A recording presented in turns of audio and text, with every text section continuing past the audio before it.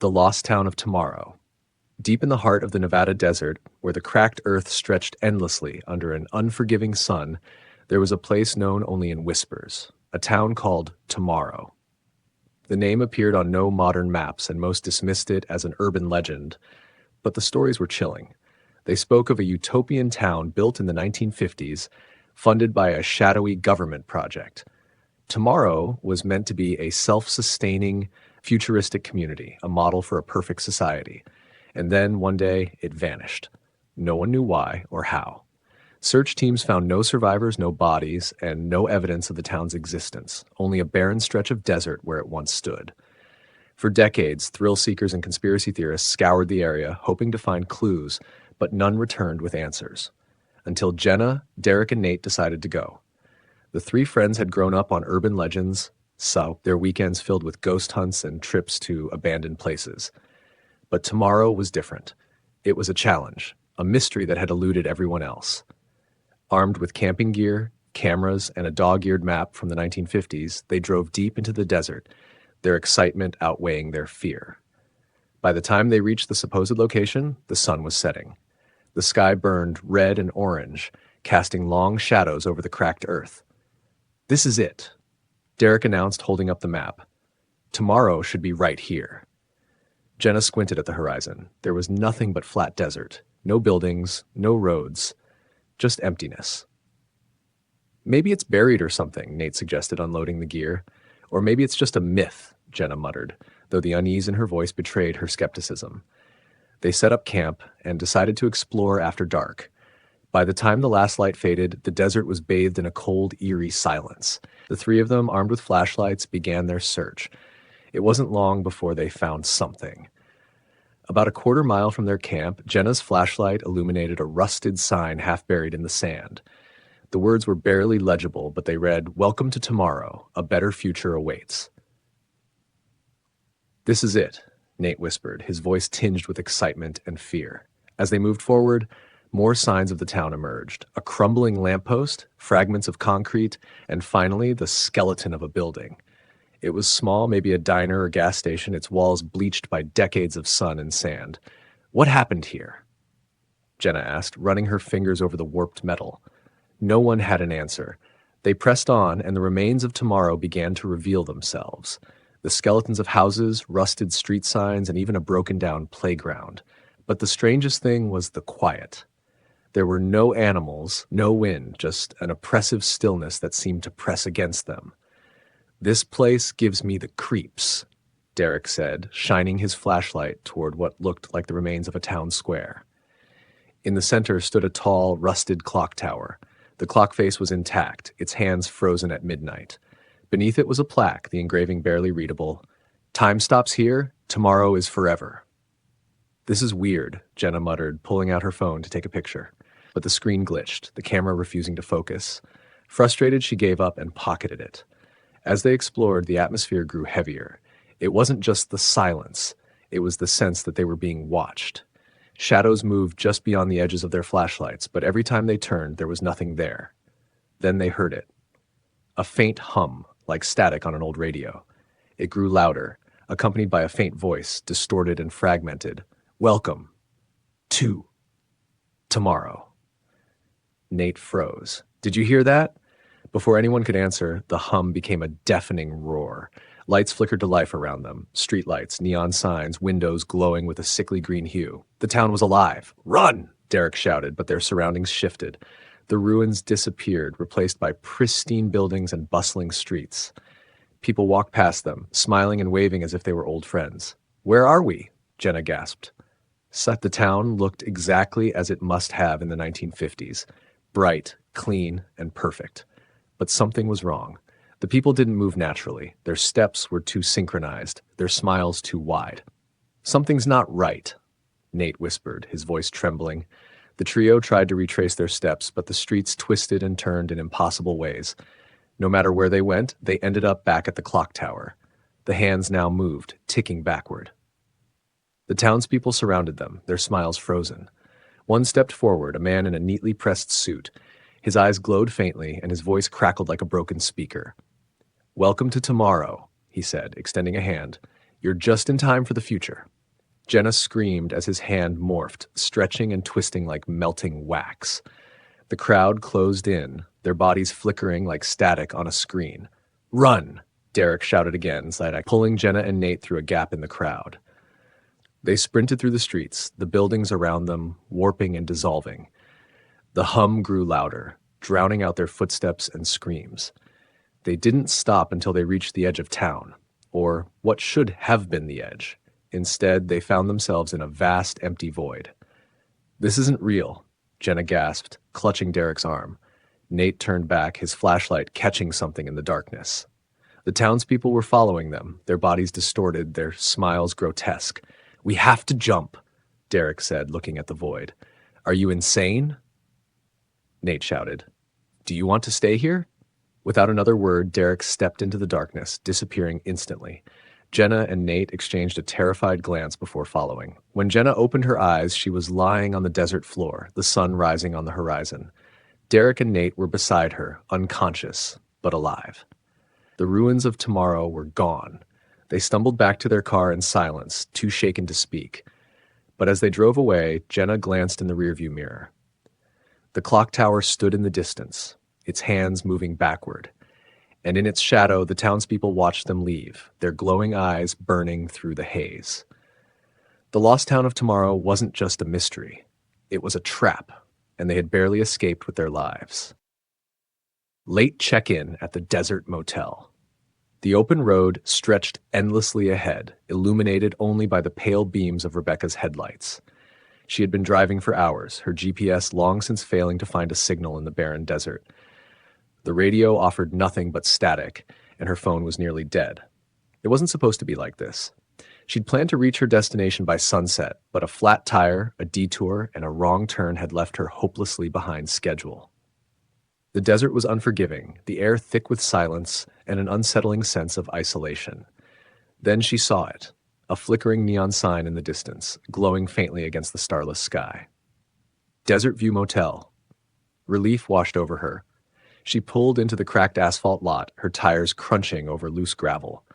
The building was a single-story structure, its paint peeling and windows dusty. A row of faded doors lined the front, each with a rusty number nailed crookedly above it. Rebecca stepped out of the car, stretching her stiff legs.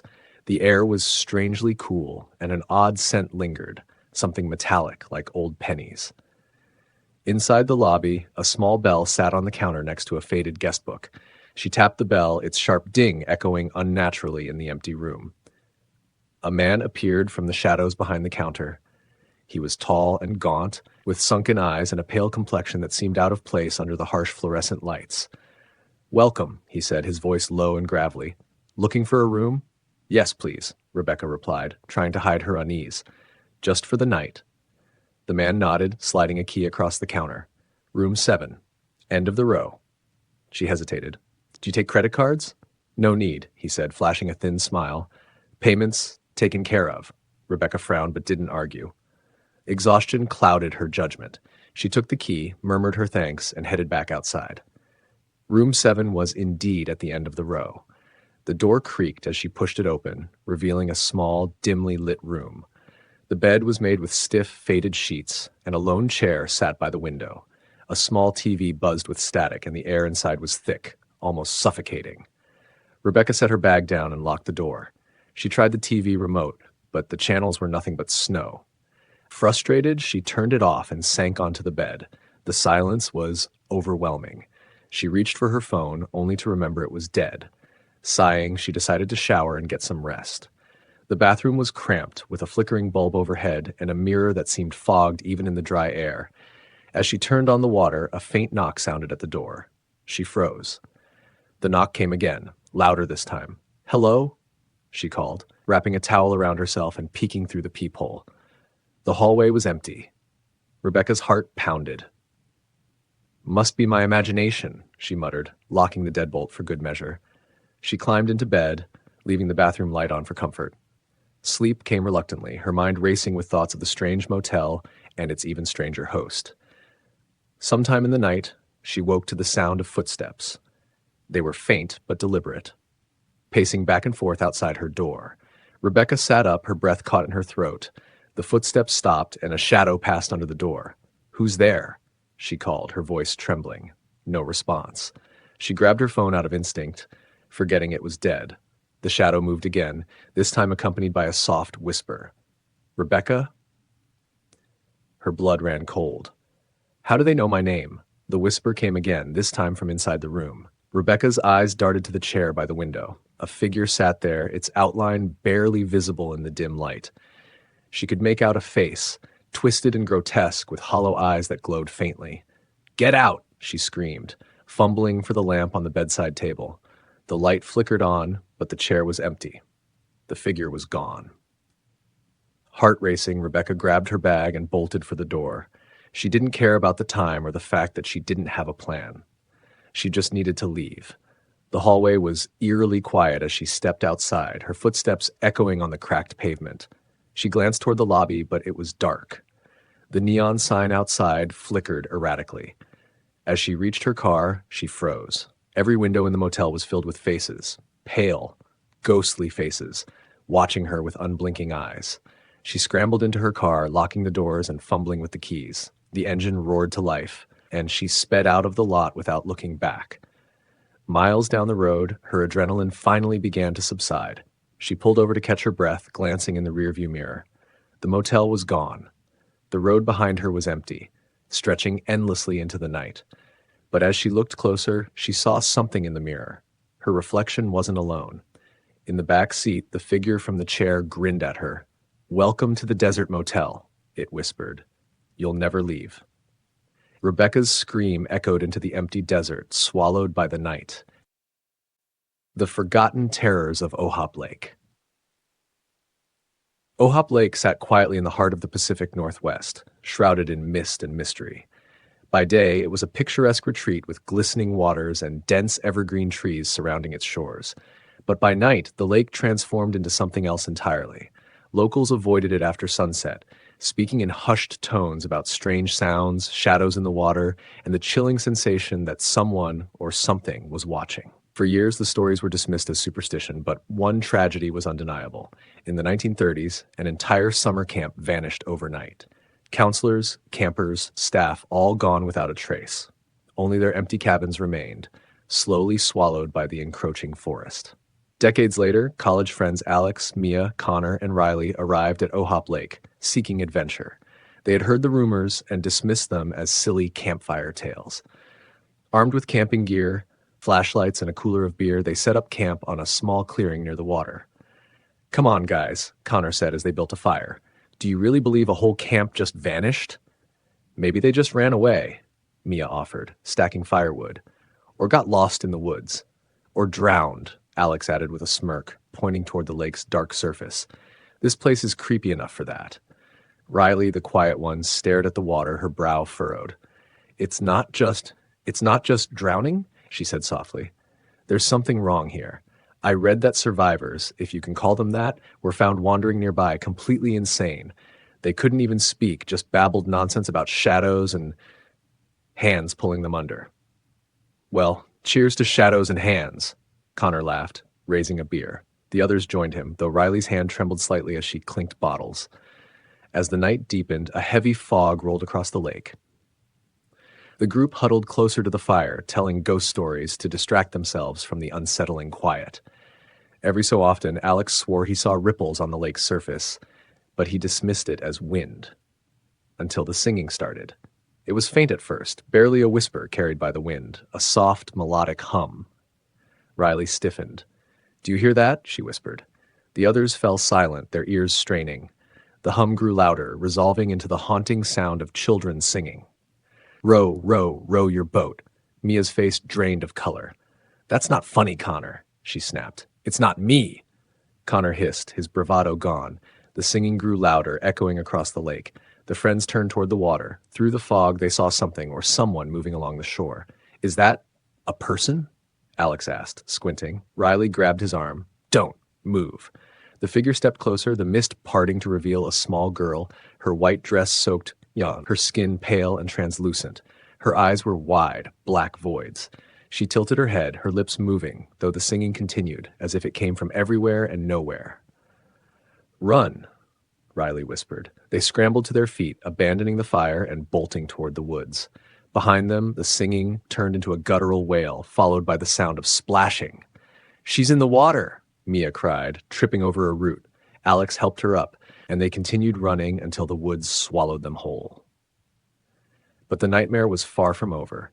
As they ran, the forest seemed to shift around them. Trees loomed impossibly tall, their gnarled branches clawing at the sky.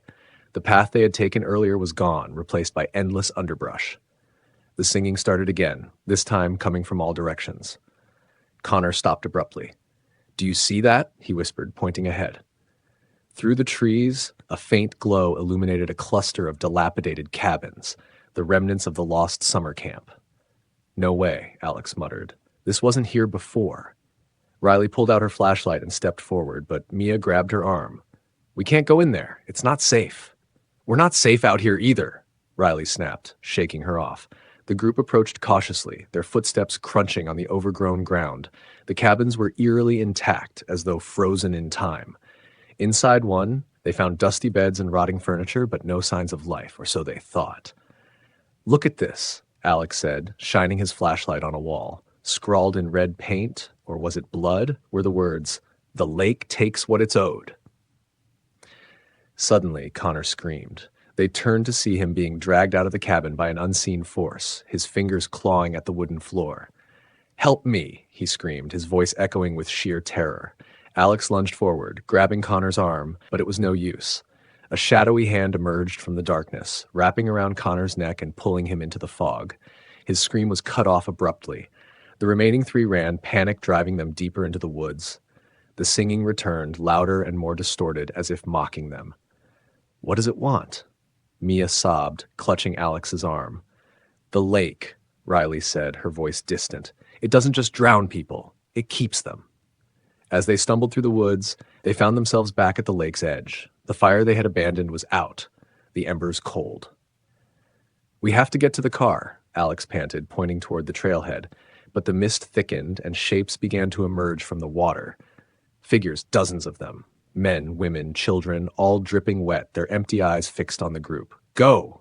Riley shouted, pushing Alex and Mia forward. The figures advanced, their footsteps unnervingly silent. One reached out, its hand passing through Riley's shoulder like smoke. She screamed as the cold pierced her body, her legs buckling. "Riley!" Alex shouted, turning back. "Don't stop!" she cried, tears streaming down her face. "It's too late for me. Just go." Mia dragged Alex away, and they ran blindly through the woods. Behind them, Riley's screams were swallowed by the lake. When Alex and Mia finally reached the car, they found the doors wide open, the engine cold. Their bags were gone, as if they had never been there. They didn't speak as they climbed inside and locked the doors. Alex turned the key, and the engine sputtered to life. As they sped away, Mia glanced in the rearview mirror. In the mist, she saw Riley standing by the water, her face pale and her eyes dark voids. The singing followed them all the way home, and they knew they would never be free of Ohop Lake. The Grand Teton National Forest was a vast, untamed expanse of wilderness renowned for its towering peaks, serene lakes, and endless trails. For adventurous hikers, it was a paradise, but for the unwary, it could quickly become a nightmare. No one knew that better than Clara, a seasoned outdoorswoman who had decided to embark on a solo trip through the lesser-traveled parts of the forest. She had her reasons. This wasn't just a hike. It was an escape, a fresh start. The forest was her sanctuary, her chance to clear her mind. The day began as she'd planned, a crisp morning sun, her backpack loaded with supplies, and a trail map tucked into her jacket pocket. But by midday, the weather shifted unexpectedly. Dark clouds rolled in, and the wind carried an eerie chill. Clara found herself veering off the marked trails, her curiosity leading her to a hidden path that wasn't on her map. At first, the trail felt like a secret treasure. It was overgrown and seldom used, its beauty untouched by the throngs of tourists. She walked for hours, snapping pictures of wildflowers and listening to the distant call of birds. But as the afternoon stretched on, an unsettling silence descended over the forest. The birds had stopped chirping. The wind was still. Clara paused, looking around.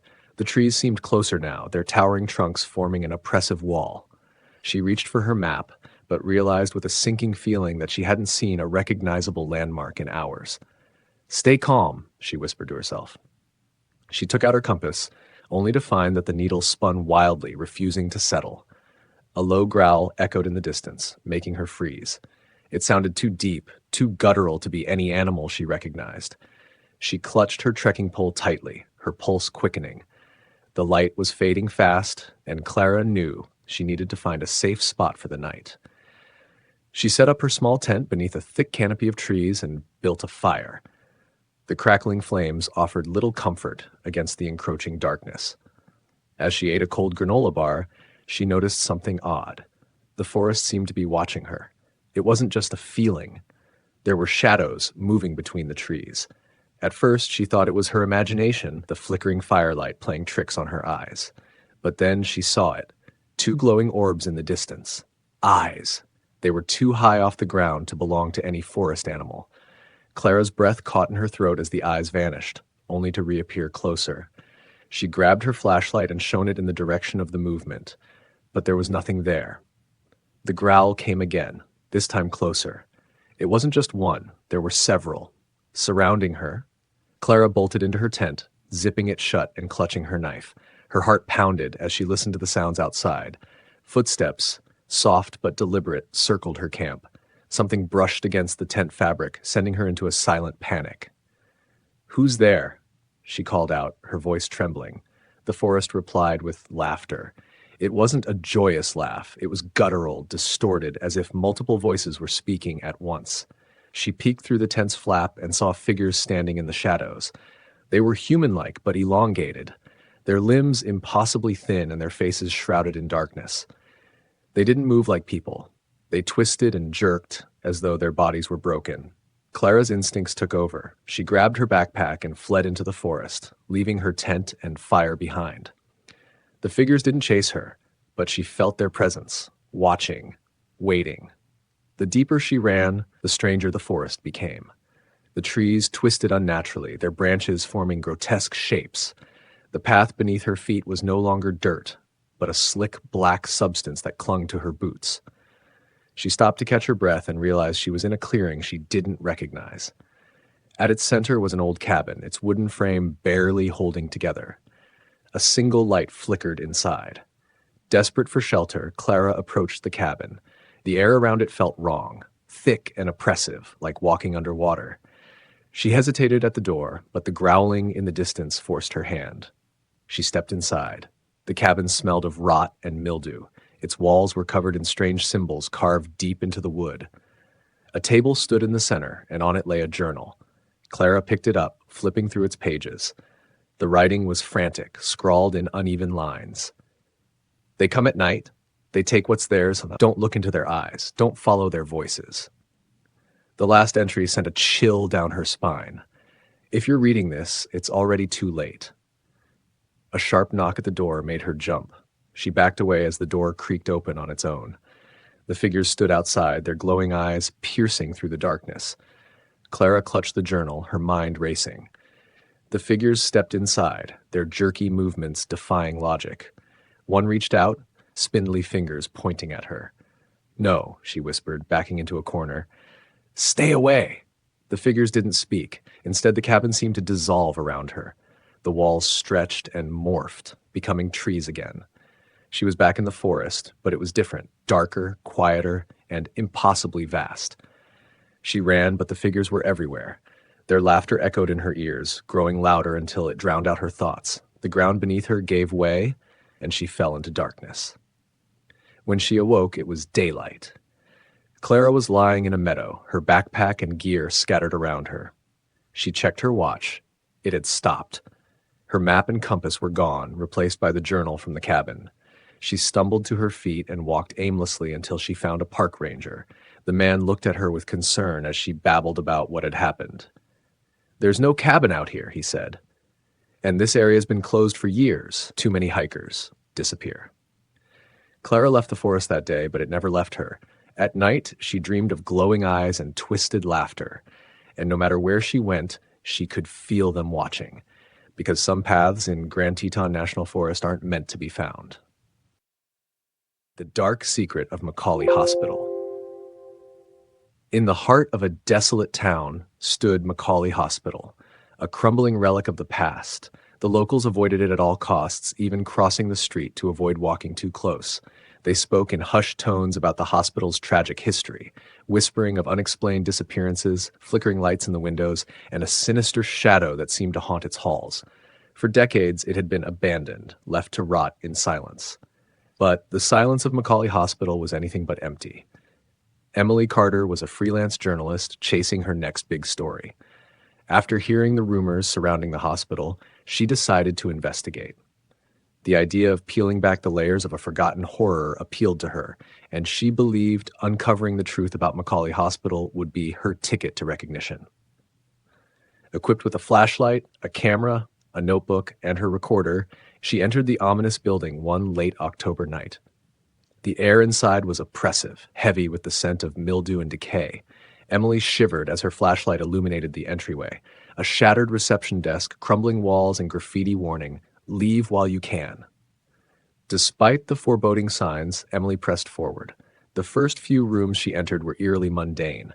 Dusty patient beds, overturned chairs, and medical equipment rusting away.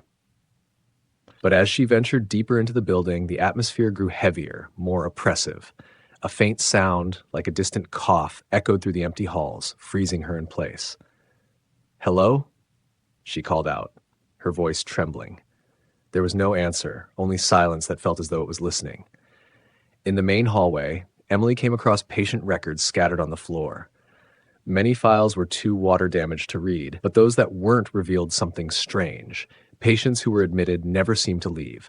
Their names were marked with red X's, and their discharge forms were eerily blank. As she pieced through the files, she found a brittle, yellowed photograph tucked inside one folder. It depicted a smiling doctor and his team, but their expressions felt off. The smiles were too wide, their eyes too hollow. A name on the back caught her attention: Dr. Marcus Kane. Emily felt a chill run down her spine. The photograph suddenly felt too cold to hold, so she stuffed it in her bag and moved on. A trail of dried blood led her to the east wing, where a door labeled "Restricted Access" caught her attention. The handle was stiff with rust, but it gave way with a loud creak. The room inside was far from ordinary. The walls were covered with grotesque drawings, humanoid figures twisted in unnatural poses, mouths open in silent screams, and black pits where their eyes should have been. A small desk sat in the corner, covered in scattered papers and a weathered journal. Emily's hands trembled as she opened it. The journal belonged to Dr. Kane. Its pages chronicled a descent into madness. The entries started innocently enough, speaking of groundbreaking experiments to extend life. But soon the tone turned darker. Kane wrote of patients subjected to unethical procedures, of his obsession with trapping the soul and forcing it to reanimate the body. The final entry read, "Success at last. Patient number 49 responded. But the others, they won't stop screaming. I must silence them before the authorities arrive." Emily's heart pounded as the room seemed to close in around her. Suddenly, the door slammed shut with a deafening bang. She dropped the journal and spun around, her flashlight darting across the room. Then she heard them, the whispers. Low, indistinct voices filled the room. She pressed her ear to the door, and the words became clear. "He trapped us. Free us." The whispers grew louder, morphing into agonized wails. Emily stumbled back, her flashlight shaking. She felt a cold breath on her neck and turned just in time to see a shadow dart across the wall. "Who's there?" she cried. Her only answer was the oppressive darkness. Then the room lit up with a faint, otherworldly glow. Emily gasped as figures emerged from the shadows. They were translucent, their forms flickering like static on an old television. Their faces were contorted in pain, their hollow eyes fixated on her. One figure stepped closer, its skeletal hand reaching out. "You shouldn't have come," it whispered, its voice a raspy echo. Emily stumbled back, pressing herself against the desk. The journal caught her eye, its pages now glowing faintly. The figures turned their attention to it and pointed with trembling hands. She understood. They wanted her to expose the truth, to bring justice to their restless souls. "I'll do it," she whispered. "I'll tell your story." The room fell silent. The ghostly figures dissolved into the air, and the door creaked open on its own. Emily grabbed the journal and ran, the whispers fading behind her. When she returned to the town, she published an expose detailing Dr. Kane's horrific experiments and the hospital's dark history. The article made national headlines, and McAuley Hospital was finally demolished. But Emily found no solace in her success. Strange things began happening.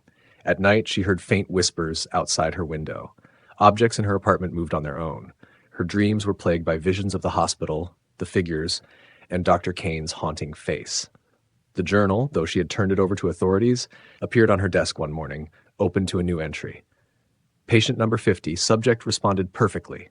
My work continues. That night, Emily disappeared. Her apartment was left in disarray with only one clue, a single page torn from the journal. Written in blood-red ink, it read, "The doctor always finds his patients."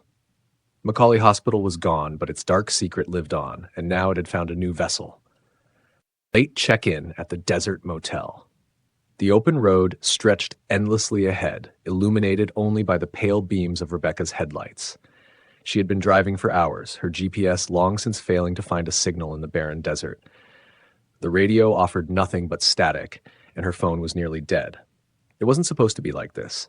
She'd planned to reach her destination by sunset, but a flat tire, a detour, and a wrong turn had left her hopelessly behind schedule. The desert was unforgiving, the air thick with silence and an unsettling sense of isolation. Then she saw it, a flickering neon sign in the distance, glowing faintly against the starless sky. Desert View Motel. Relief washed over her. She pulled into the cracked asphalt lot, her tires crunching over loose gravel. The building was a single-story structure, its paint peeling and windows dusty. A row of faded doors lined the front, each with a rusty number nailed crookedly above it. Rebecca stepped out of the car, stretching her stiff legs. The air was strangely cool, and an odd scent lingered, something metallic like old pennies. Inside the lobby, a small bell sat on the counter next to a faded guest book. She tapped the bell, its sharp ding echoing unnaturally in the empty room. A man appeared from the shadows behind the counter. He was tall and gaunt, with sunken eyes and a pale complexion that seemed out of place under the harsh fluorescent lights. "Welcome," he said, his voice low and gravelly. "Looking for a room?" "Yes, please," Rebecca replied, trying to hide her unease. "Just for the night." The man nodded, sliding a key across the counter. "Room 7. End of the row." She hesitated. "Do you take credit cards?" "No need," he said, flashing a thin smile. "Payments taken care of." Rebecca frowned but didn't argue. Exhaustion clouded her judgment. She took the key, murmured her thanks, and headed back outside. Room 7 was indeed at the end of the row. The door creaked as she pushed it open, revealing a small, dimly lit room. The bed was made with stiff, faded sheets, and a lone chair sat by the window. A small TV buzzed with static, and the air inside was thick, almost suffocating. Rebecca set her bag down and locked the door. She tried the TV remote, but the channels were nothing but snow. Frustrated, she turned it off and sank onto the bed. The silence was overwhelming. She reached for her phone, only to remember it was dead. Sighing, she decided to shower and get some rest. The bathroom was cramped, with a flickering bulb overhead and a mirror that seemed fogged even in the dry air.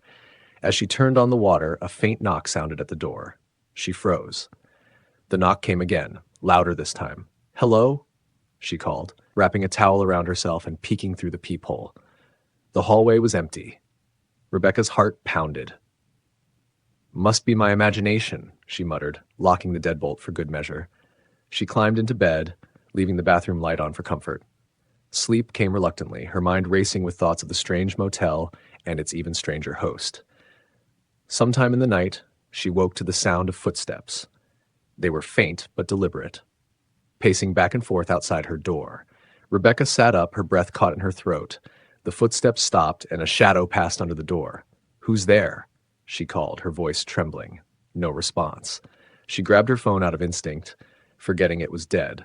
The shadow moved again, this time accompanied by a soft whisper. "Rebecca?"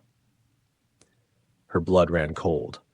"How do they know my name?" The whisper came again, this time from inside the room. Rebecca's eyes darted to the chair by the window. A figure sat there, its outline barely visible in the dim light. She could make out a face, twisted and grotesque, with hollow eyes that glowed faintly. "Get out!" she screamed, fumbling for the lamp on the bedside table. The light flickered on, but the chair was empty. The figure was gone. Heart racing, Rebecca grabbed her bag and bolted for the door. She didn't care about the time or the fact that she didn't have a plan. She just needed to leave. The hallway was eerily quiet as she stepped outside, her footsteps echoing on the cracked pavement. She glanced toward the lobby, but it was dark. The neon sign outside flickered erratically. As she reached her car, she froze. Every window in the motel was filled with faces, pale, ghostly faces, watching her with unblinking eyes. She scrambled into her car, locking the doors and fumbling with the keys. The engine roared to life, and she sped out of the lot without looking back. Miles down the road, her adrenaline finally began to subside. She pulled over to catch her breath, glancing in the rearview mirror. The motel was gone. The road behind her was empty, stretching endlessly into the night. But as she looked closer, she saw something in the mirror. Her reflection wasn't alone. In the back seat, the figure from the chair grinned at her. "Welcome to the desert motel," it whispered. "You'll never leave." Rebecca's scream echoed into the empty desert, swallowed by the night. Sinister Tinder match. Sophie had always been skeptical about online dating. She'd heard the stories, people faking their identities, strange encounters, and even worse, dangerous situations. But after a rough breakup and a year of loneliness, she figured it wouldn't hurt to give Tinder a try. At the very least, it would take her mind off things. She had the usual swipes, some flirty messages, a few awkward conversations, but nothing really stuck. That is, until she matched with him. His name was Caleb. His profile was simple enough: adventurous, thrill-seeker, and lover of the unknown. A few pictures, one of him hiking in the mountains, another at a bonfire with friends, nothing out of the ordinary. But something about his eyes in that one picture made Sophie pause. There was something dark behind them, something she couldn't quite place. She swiped right, hoping for a friendly conversation. To her surprise, Caleb messaged her almost immediately. "Hey there, Sophie, I was hoping you'd swipe right." "Really? Why's that?" she replied, raising an eyebrow. "I have this weird feeling that we'd be good for each other. You ever get a feeling like that? Like you're meant to meet someone?" Sophie wasn't sure how to respond to that. It felt a little too intense for a first message, but she liked the attention, so she played along.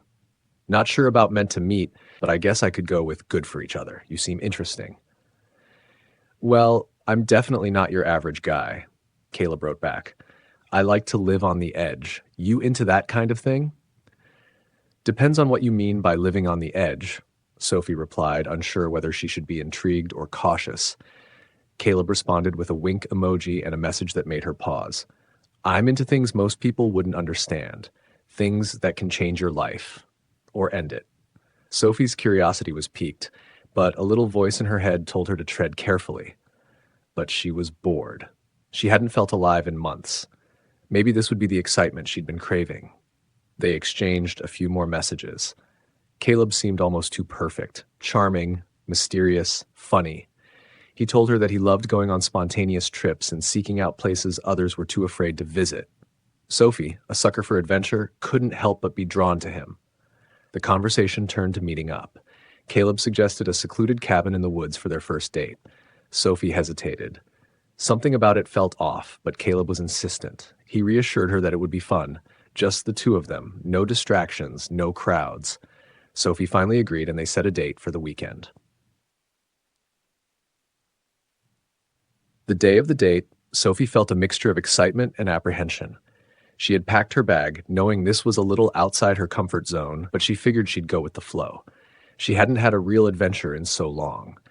When she arrived at the meeting point, a small, quiet diner on the outskirts of town, she spotted Caleb immediately. He was tall, with dark hair and piercing eyes that seemed to see through her. He waved her over, and she hesitated for a moment before walking toward him. "Hey, Sophie," Caleb greeted her with a grin, his voice smooth. "You look even better than your photos." Sophie smiled nervously. "Thanks. You too." They exchanged pleasantries before Caleb suggested they leave for the cabin. The drive was long, with barely any light from passing cars. The road grew narrower, winding through dense trees and winding hills. Sophie's unease grew, but she pushed it aside. She told herself she was just being paranoid. Caleb didn't seem to notice. He was busy navigating, occasionally glancing at her with that same unsettling look in his eyes. Finally, they arrived at the cabin. It was isolated, surrounded by thick woods on all sides. The air smelled earthy, damp, and there was an eerie stillness to the place. No streetlights, no cars, just the sound of the wind rustling through the trees. Caleb led her inside. The cabin was modest but cozy, a fireplace crackling softly in the corner, a plush couch, and warm lighting. "Make yourself at home," he said, his tone slightly too smooth. He went to the kitchen to grab them drinks while Sophie took a seat on the couch. Her phone buzzed. Unknown number.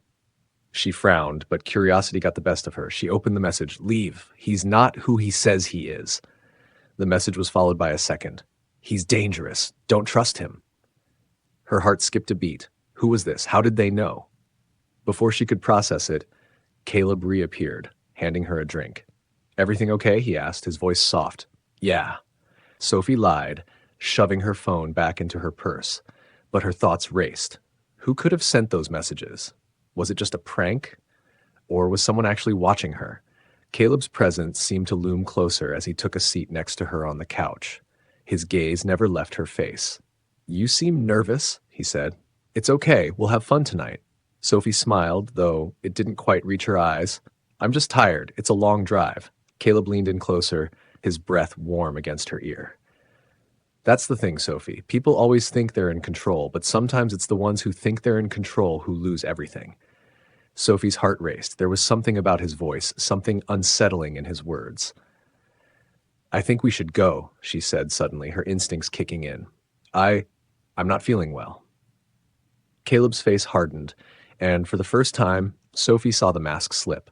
His eyes glowed with a cold, unnatural intensity. "Leaving already? But we haven't even started yet." She stood up, but before she could move, Caleb grabbed her wrist with a strength that sent a shockwave of pain through her. "No one leaves until I say so." The temperature in the room dropped, and Sophie's breath misted in the air. The fireplace crackled louder, but it was no longer warm. She tried to pull her arm free, but Caleb's grip only tightened. "Why are you doing this?" she gasped. Caleb's lips curled into a grin that made her stomach turn. "Because, Sophie, you're exactly what I've been waiting for. The right kind of person for what I need." Sophie's mind raced as she tried to make sense of his words. Something about the way he spoke, so confident, so certain, reminded her of those cryptic messages she'd received. She had to escape. With a sudden surge of adrenaline, Sophie kicked Caleb's shin as hard as she could. He grunted in surprise, loosening his grip just enough for her to break free. She darted for the door, throwing it open and bolting into the night. The woods surrounded her, and the only light came from the distant cabin, flickering like a dying flame. Her breath came in frantic gasps as she sprinted through the trees, branches tearing at her clothes and skin. But then she heard it. Footsteps. Not behind her. All around her. Her pulse quickened as the sound of twigs snapping and leaves rustling grew louder. She wasn't alone. In a blind panic, she ran faster, but no matter how much ground she gained, the footsteps kept pace, getting closer and closer. And then she heard Caleb's voice.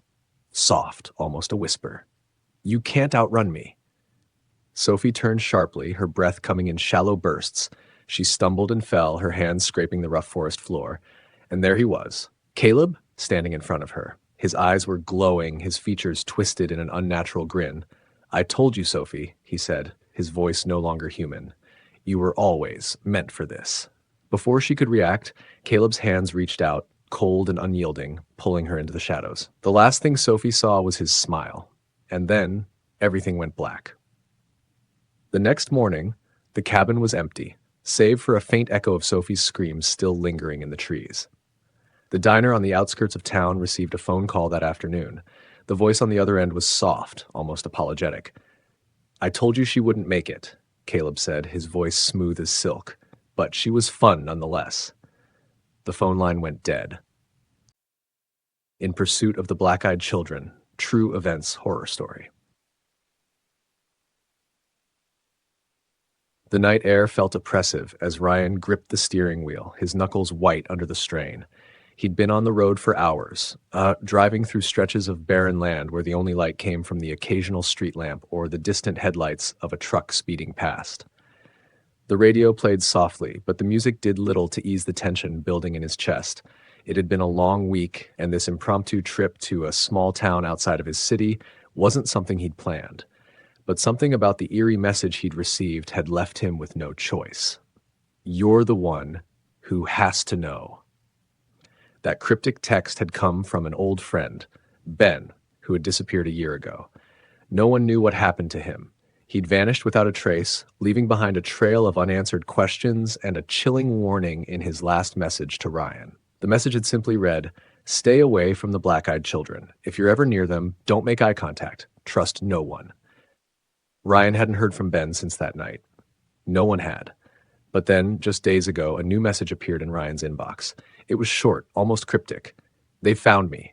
I can't run anymore. I've seen them. You have to understand what I saw. They're real." The message was followed by coordinates. Coordinates that led him to a forgotten corner of the world, a quiet little town buried deep in the woods. Ryan knew he couldn't ignore it. Something about it felt like a warning, like the last thread that could explain what happened to his friend. Maybe Ben had found out something he wasn't supposed to, something that had cost him his life. Or worse, his soul. As Ryan pulled into the small, nearly deserted town, a sense of dread washed over him. The air felt thick, almost suffocating, as if the town itself was holding its breath, waiting for something to happen. The streetlights flickered intermittently, casting long shadows along the cracked pavement. The only sound was the hum of his tires against the road. He parked in front of a shabby, one-story building that appeared to be an old general store. Its windows were covered in grime, and the sign that once read "Welcoming All" had faded beyond recognition. The air seemed unusually still, the silence only broken by the occasional creak of wood from the store's awning. Ryan's eyes scanned the surrounding streets, but the town seemed eerily empty, almost as if it were abandoned. What the hell am I doing here? But he had come this far. He couldn't turn back now. As he approached the door, he noticed something strange, a cold, unnatural chill in the air. He felt it before he even saw them. His skin prickled with goosebumps, and his pulse quickened. They were standing just at the edge of the street, barely visible under the dim glow of the street lamp. Two figures, children, perhaps no older than 10 or 11, dressed in strange, outdated clothes. They stood motionless, staring at him. Ryan froze. The moment his eyes met theirs, a sense of terror gripped him. Their eyes were completely black. No whites, no pupils, just pure, inky blackness that seemed to suck the light from around them. It was as if they were absorbing everything in their gaze, pulling him in, beckoning him closer. For a moment, Ryan was paralyzed. He couldn't move. He couldn't look away. Every cell in his body screamed to run, but something deeper, something primal, kept him rooted to the spot. He wasn't just scared. He was enthralled. The boy, the taller of the two, took a step forward, his expression blank, emotionless. The girl beside him mirrored his movement, her face just as pale and vacant. She tilted her head slightly, as though studying him, trying to gauge his reaction. "Please," the boy said, his voice soft but commanding. "Let us in. We need your help." Ryan's heart raced, his body still unwilling to move. It was like every instinct in him was telling him to walk away, but he couldn't. He didn't understand it, but he could feel their presence inside him, as if they were already inside his mind, speaking to his deepest fears. "Help with what?" he managed to choke out, his voice barely a whisper. "We're cold," the girl replied, her voice high-pitched and unnatural. "We need to come inside." Ryan's breath caught in his throat. This wasn't right. His instincts screamed at him to turn around and run, but he was too mesmerized. The pull of their eyes was overwhelming, like being trapped in the depths of a black hole. "Please," the boy repeated, his voice growing more insistent. "Let us in. You don't want to make us angry." The final words cut through Ryan's mind like a knife, and in that moment, everything shifted. He felt an icy dread wash over him, his mind snapping into clarity. These aren't children. He took a step back, his breath shallow, his legs trembling. He wanted to scream, to yell, to run, but his voice caught in his throat. Before he could move, the door of the general store creaked open, and an elderly man emerged from the darkness inside. His eyes darted nervously from Ryan to the children and back again. "You don't know what they are," the old man said in a hushed, urgent voice. "You shouldn't be here. Get in the car. Now!" Ryan turned to face the man, confusion clouding his mind. Who are they? What's going on? The old man's hands shook as he pointed toward the children, his face pale with fear. They're not children. They're them, the black-eyed children. You don't want to get involved. Just leave. But before Ryan could respond, the boy with the black eyes took a step forward, his head cocking slightly to one side. Please, he said again, his voice soft but filled with an underlying menace. Let us in. The girl's lips curled into an almost imperceptible smile, and Ryan felt the air grow colder. His body froze again, as if his limbs were no longer his own. Every rational thought, every instinct to flee, was overridden by an overwhelming need to obey their command. But the old man grabbed Ryan by the arm, yanking him back into the store. No, the man rasped, his voice strained. You don't understand. If you let them in, you'll be theirs forever. Ryan struggled against the man's grip, but it was too late. The children were already at the door, standing just outside the threshold, their hollow eyes fixed on him. Don't make us ask again, the boy growled, his voice no longer sweet, but dark and threatening. The store door slammed shut with a violent crash, but Ryan's heart raced in his chest as he watched through the dirty window. He could still feel their gaze on him, feel them pulling at the edges of his mind, like tendrils of darkness wrapping around his thoughts. For a long moment, everything was still. Then, as if they had never been there, the children turned and walked away, fading into the shadows of the town, leaving behind nothing but an oppressive silence. The old man's hands trembled as he closed the door, bolting it with haste. You were lucky, he said, his voice thick with fear. Very lucky. People who've encountered them, they never leave. Ryan's pulse slowed, but his mind raced. What just happened? The man sat down heavily behind the counter, his eyes unfocused, staring at something Ryan couldn't see. They come when they're hungry, the man continued, his voice barely above a whisper. They feed off your fear, and if they get inside... He didn't finish the sentence, but Ryan didn't need him to. The look in his eyes told the story all too well. The black-eyed children weren't just urban legends. They were real, and they were far more dangerous than anyone could have ever imagined. Ryan left the town that night, but the images of those black eyes haunted him long after he'd driven away. He'd learned too much, seen too much to ever forget what had almost happened to him. And as he looked in his rearview mirror, he could have sworn he saw a pair of dark eyes staring back at him, watching, waiting for the right moment. And in that moment, Ryan knew. The black-eyed children weren't finished with him yet.